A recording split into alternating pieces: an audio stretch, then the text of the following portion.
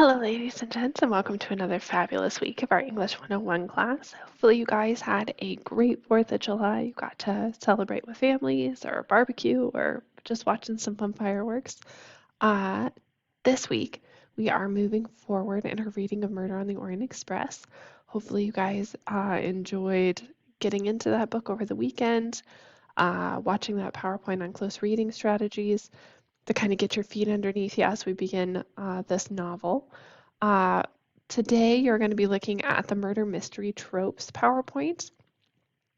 This one is fun because it kind of solidifies the fact that Agatha Christie is an amazing murder mystery author because so many murder mysteries that we watch now or we read now are based on ideas that she did in her books.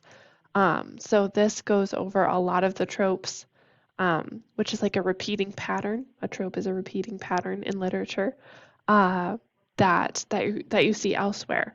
A trope is like an archetype, if you're familiar with that word. So an archetype is like a character that reoccurs all the time. So like a hero or a villain or a funny sidekick. Those are archetypal characters. A trope is something similar. It's a reoccurring event in a book. And so in murder mysteries, like the idea the butler did it is a reoccurring trope based on Agatha Christie. So really fun stuff to look through there in our PowerPoint. Tomorrow you're going to be looking at how justice is different than revenge. We're going to do some reading and we're going to try and define those two terms because as you're reading through Murder on the Orient Express, our ultimate goal is to be able to write an argumentative, persuasive essay that proves to the reader that one of these two terms is the theme of the book.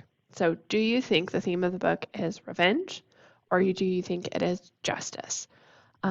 Did the characters, don't want to give away any spoilers, but whoever killed Ratched, was their action motivated by justice or revenge? So it's good to think about those ideas as we're going through the book so that we can kind of lay that foundation, kind of have that percolating in the back of our heads before we get to the essay to figure out how to be successful there. And then we are going to be looking at compare and contrast as academic writing genre because that's how we're going to write the essay. We're going to compare justice with revenge. We're going to contrast the two terms, and then we're going to prove which term is the true theme of the novel. So this will give you that background on the academic genre of writing.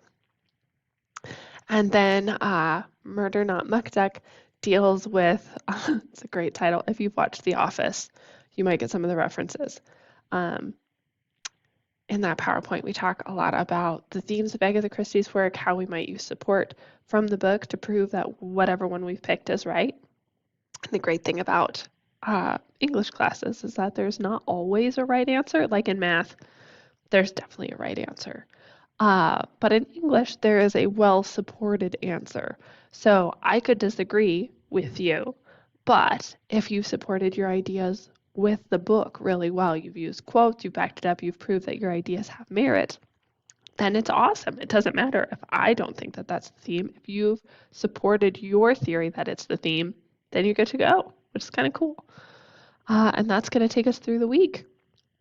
We're going to be finishing up Murder on the Orient Express next Monday, so pace yourself. The readings I've got here are just to kind of help make sure that you're reading along through the book. If you want to read ahead, absolutely go for it. It does need to be finished up by the 11th, though. So keep that in mind as you're planning your time because we're going to start writing the essay next week. Very fun and exciting. So that's what we're up to this week. Check out those PowerPoints, continue your reading of Murder on the Orient Express, and let me know if you have any questions. I'm here to help.